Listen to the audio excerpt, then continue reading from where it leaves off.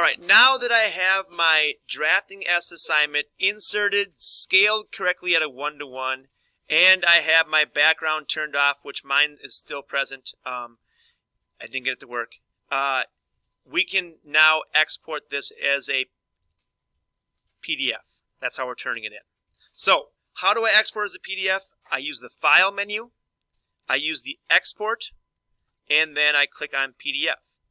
Now, when we go here, it's going to ask you where do you want to put this. And once again, I would make sure this is going into my H drive.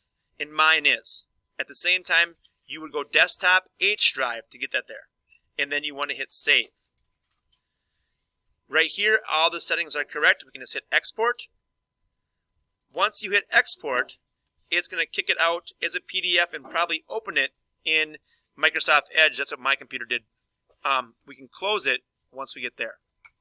Now, the last thing I'm going to do is show you where this file is. So if I go and minimize my couple windows that I have opened right now and open my H drive,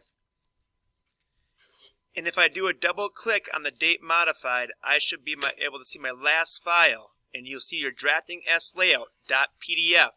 This is the file you submit in your submission in Schoology underneath the assignment page. Thank you for watching.